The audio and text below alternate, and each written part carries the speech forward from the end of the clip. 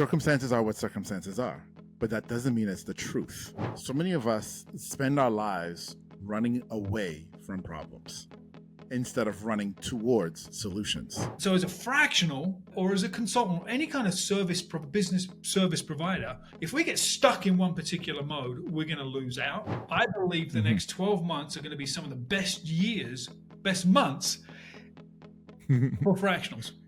More than even the last 2 or 3 years, because even though we've seen this massive uptick in people hanging the fractional flag out there, and here's why.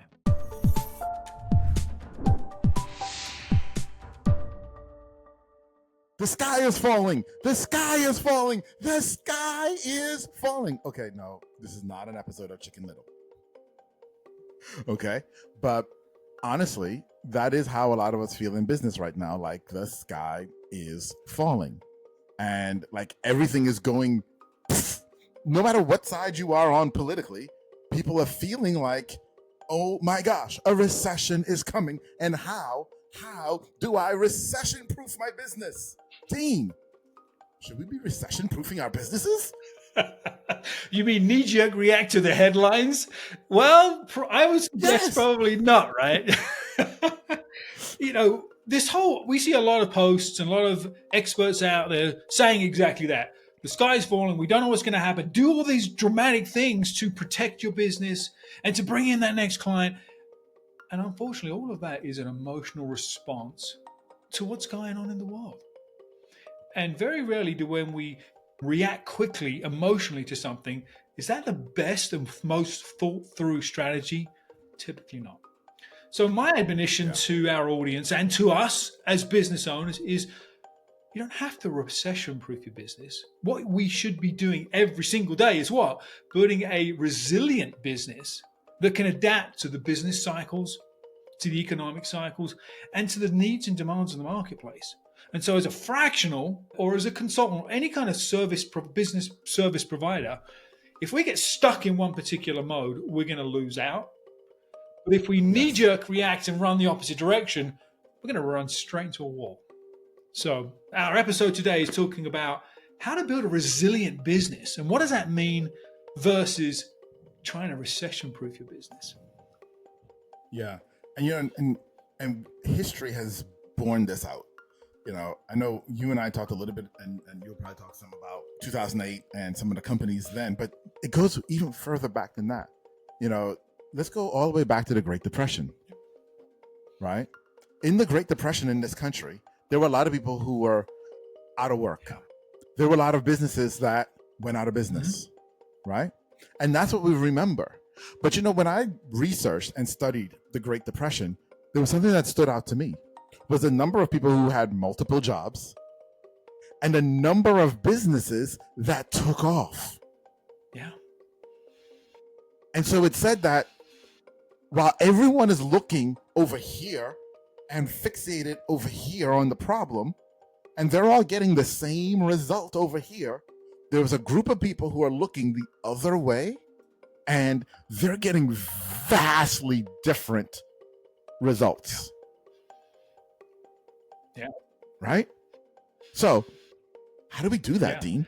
I think that perception and vision is a big part of it, right?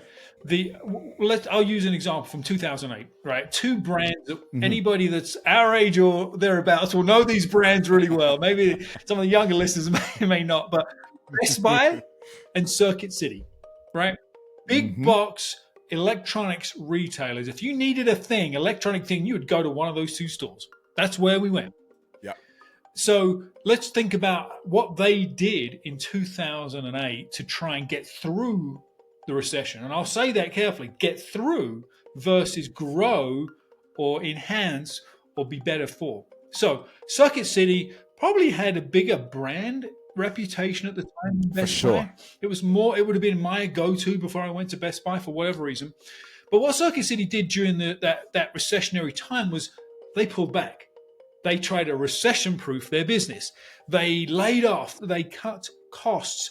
They sort of abandoned service and just were trying to sell more stuff, more product. Well, fast forward to January, February, March of 2009, about a year later, they were gone. They went into bankruptcy. They never recovered. They closed their doors nationwide. Yeah. Whereas the competition across the street, Best Buy, the blue brand, right? They said, hang on a minute. We've been building a more resilient business for a while. They had launched the Geek Squad. They had reconfigured their stores to be more customer friendly. They actually thought they shifted from this sort of product centric approach to this service centric approach, which is interesting for a product B2B or B2C retailer. But they made that shift before the recession and they leaned into it during the recession. They actually really leaned into educating their employees so they became product experts to better respond to their customers. It was a service oriented mindset. And so they didn't just make it through. Best Buy grew, it actually thrived, and they became bigger and more competitive post-recession as well. Of course, and they snapped up all of the Circuit City customers. So there's a philosophical difference here, right? Recession-proofing typically means constricting, narrowing our vision, looking down at the ground just in front of us and walking forward slowly. Whereas building a resilient business, you're looking up, you're looking for opportunities. You're changing the way you build and run your business based on the demands of the marketplace today. Yeah. Yeah, that's awesome. And it's so important too. There's something very fundamental that you said just now that so many of us miss. So many of us spend our lives running away from problems instead of running towards solutions. Yeah. We figure if we run away fast enough, we'll end up in a good place. Yeah. Right? Instead of saying, this is where I'm going, that is where, and let me run there as fast as I can. Yep. Right? And that's really the difference between recession proofing and being more resilient. Right? And building a business that is able to understand what's going on now, where am I going, and how can I adapt now and still get to where I'm going, versus, oh my gosh, what's going on now? How can I just survive this moment now? Or what we're doing right now. We're not even in a recession yet, but people are already acting like it. Yeah. Yeah, we're seeing posts on LinkedIn. That's what stimulated our topic today, is all these posts on LinkedIn about recession proofing. We're not in a recession. Is it a difficult time? Is it an uncertain time? Absolutely. Absolutely. But don't suffer twice, which is really what's happening here, right? I've been telling my members in the Fractional Launchpad, I believe the next 12 months are going to be some of the best months for fractionals.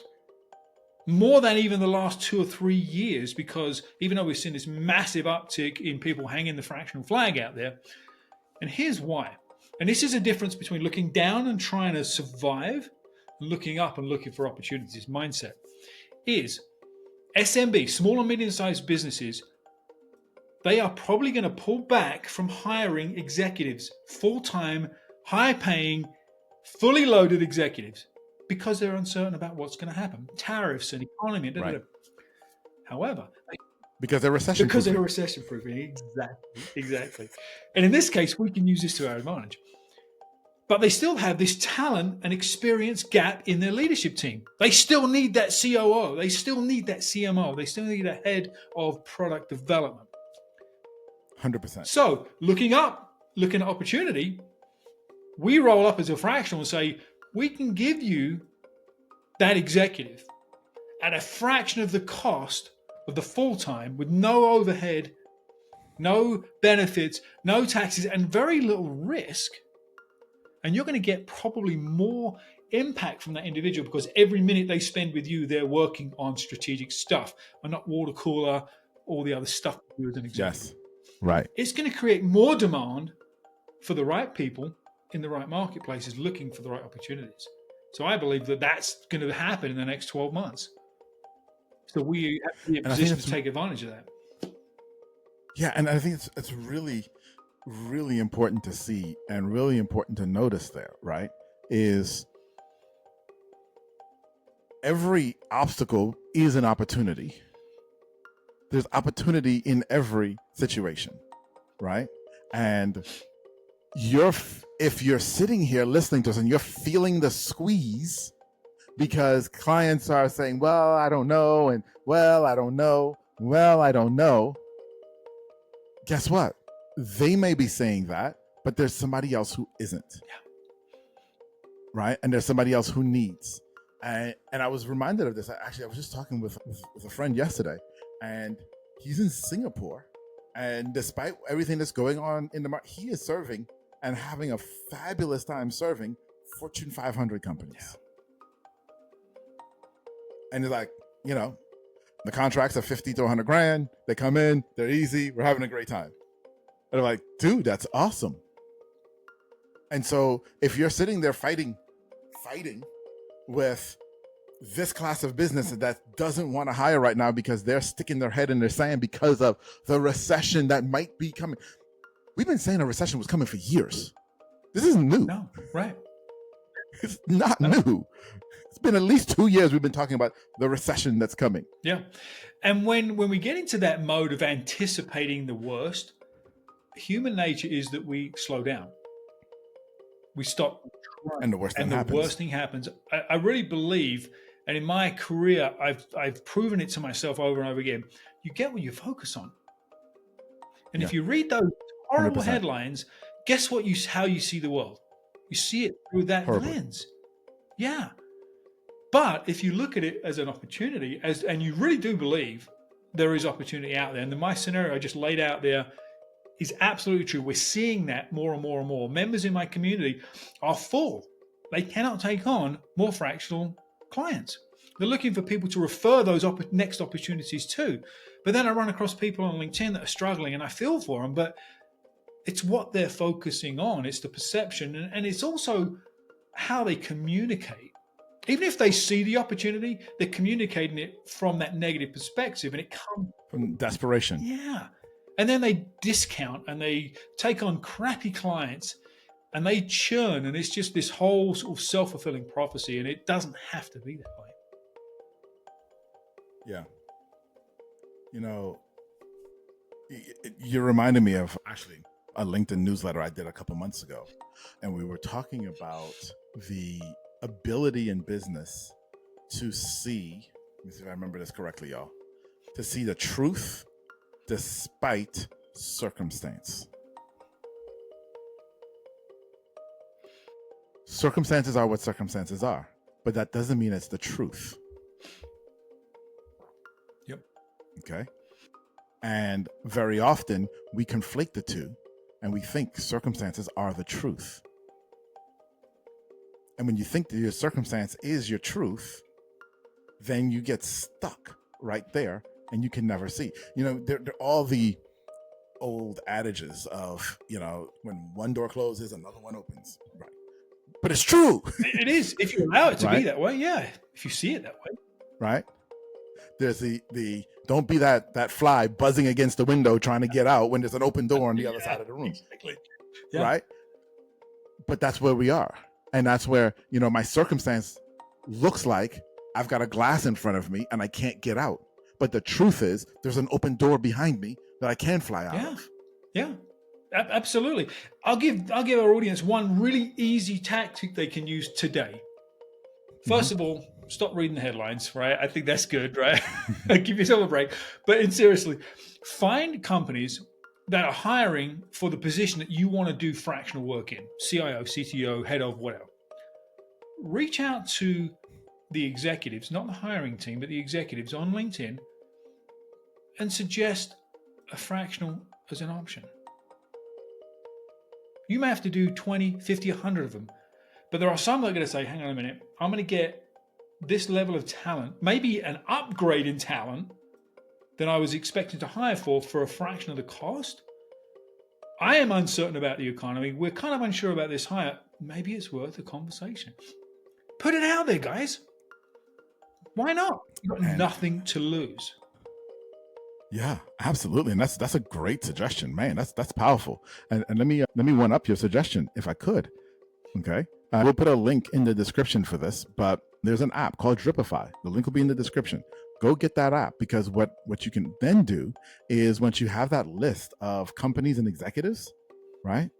Dripify will automate all of that communication for you, getting the connection going, getting the conversation started, so then you can come in and only talk to the people who are actually willing to talk back to you. Yeah. And cut your work in by 75%. And this becomes scalable. Yep. Because that approach is a volume approach, right? We know that. You're going to have to talk to a bunch of people or connect with a bunch of people. But what better way to set up a system that runs and starts conversations with people that otherwise wouldn't be reaching out to you? We're looking for the open door in this situation. And there's loads more opportunities like that. Yeah. And, we have internally, we're building this AI scraping agent that can scrape different websites and stuff and collate data. And so by the time this episode comes out, we probably have it done. And so, if you want that, so that's the other piece. So if you had an AI scraping agent that can go to Indeed and scrape Indeed and pull off all the companies and all the people, and then go to LinkedIn and find their LinkedIn URLs, and you just drop that into Dripify, you can almost automate this whole thing. Yep. And as soon as they engage, you just hop in as a human, right? Keep an eye on that LinkedIn inbox and you just get in there and have a conversation. You will generate conversations, if nothing else. And in uncertain times, just having conversations with business owners and execs is a huge boost of morale. It leads to opportunity. It is. Now, Dean, before we go, you've mentioned this thing that you have that you do, and there are people in it, and they're all overrun with work, and they're like getting, and I'm thinking that someone listening to us probably heard that and said, hold on, how do I get in that thing where I can be overrun with work too? Well, thank you for asking. So, as many of you know, I've been a fractional for over 14 years, been doing B2B consulting. This is my 20th year. And about 18 months ago, a number of folks in my community and network just asked me, how are you doing this? How do you land these clients? How do you find these high ticket fractional engagements? And so I started coaching people one-on-one. And that was a lot of fun, but it wasn't where I wanted to take my business. And so what I did is I documented and systemated all the systems that I've used in the last 20 years, and most importantly, the last 14 years, to land high-ticket fractional engagements, and I put it into a coaching program. It's called the Fractional Launchpad Accelerator. So we've got all of the systems, all of the programs, all the training, all the tools, all the templates, all the tech, plus it's a really intimate coaching program, group coaching program as well. So you don't just get the stuff, you get the advice and the guidance, the accountability, and the community too. So that's what I mentioned a couple of times during our episode today. We're looking for those next 4 fractionals that really want to invest in their business and grow when this opportunity is out there more than any other. So if you're interested in learning more, just hit me up. We'll have a link in the description. You can go to fractionallaunchpad.com and find me there, and we can chat. Fantastic. Well, as always, he's Dean. I'm Atiba. We're the Fractional Pros. We'll see you next time. See you next time.